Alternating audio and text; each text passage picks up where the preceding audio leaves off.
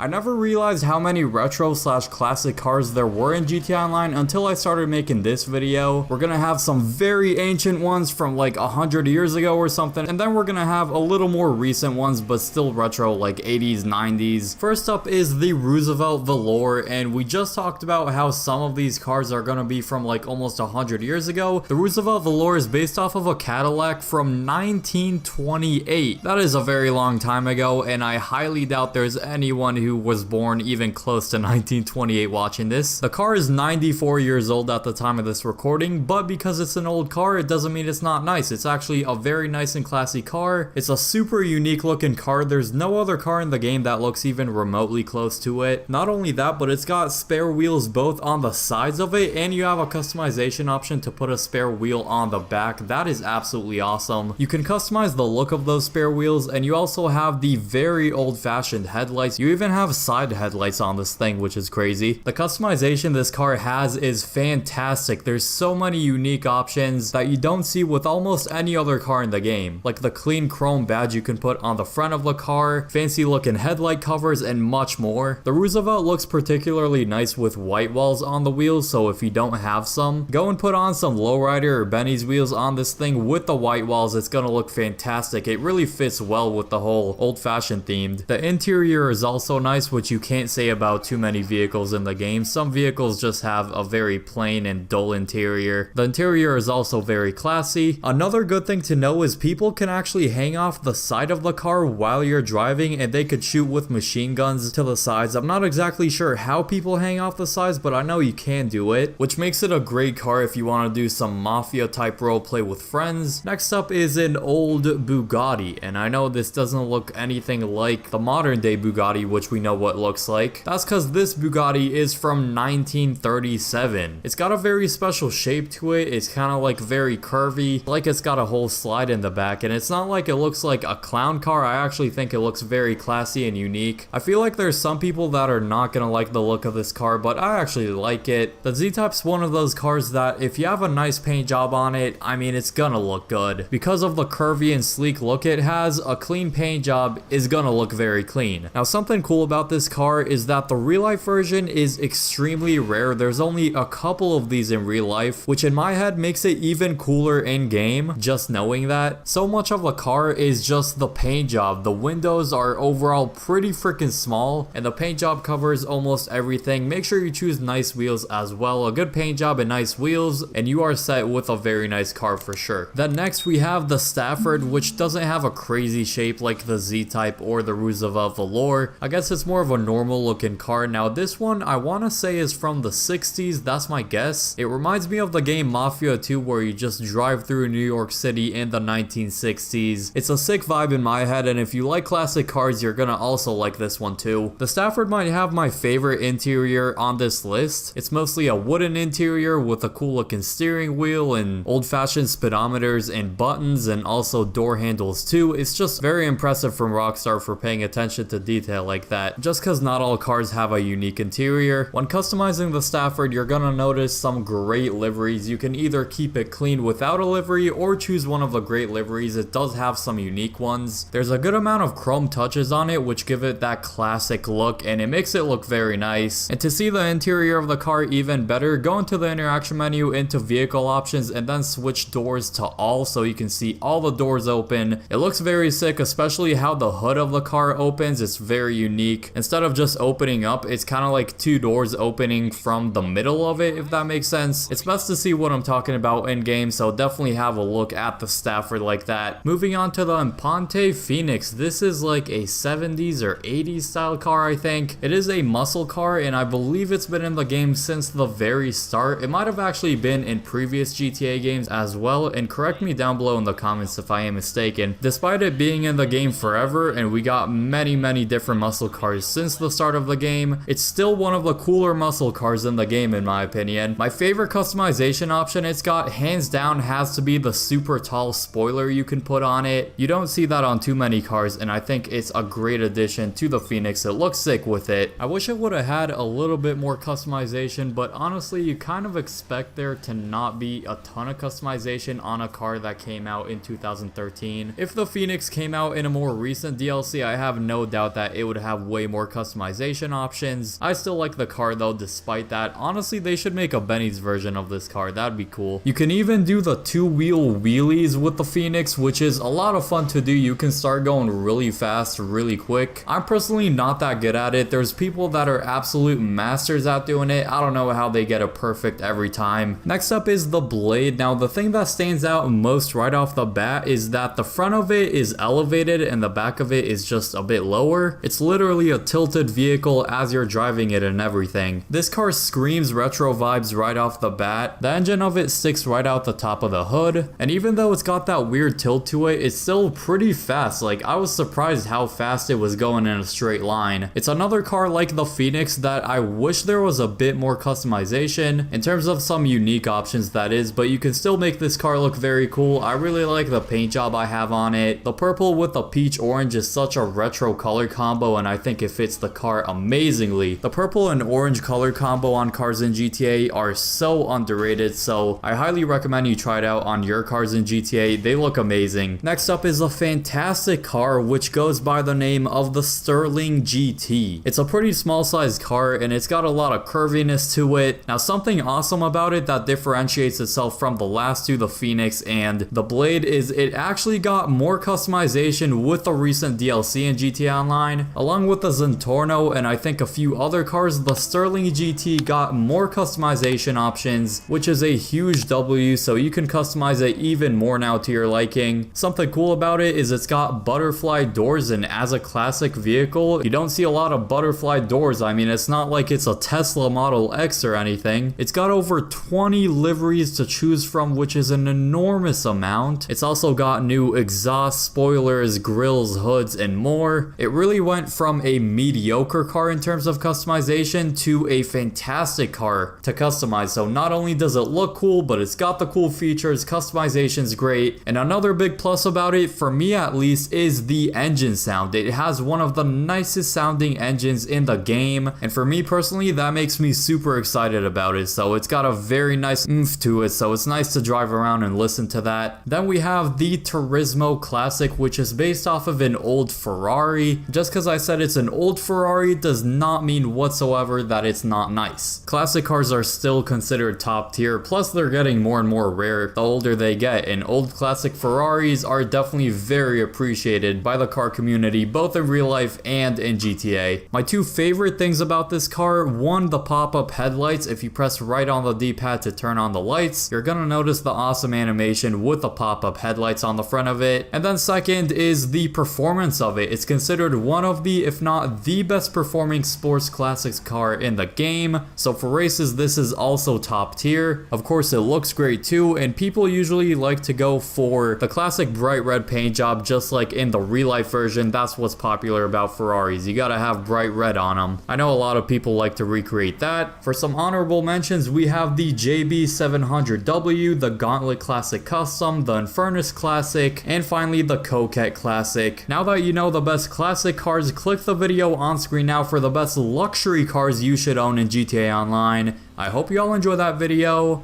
and peace.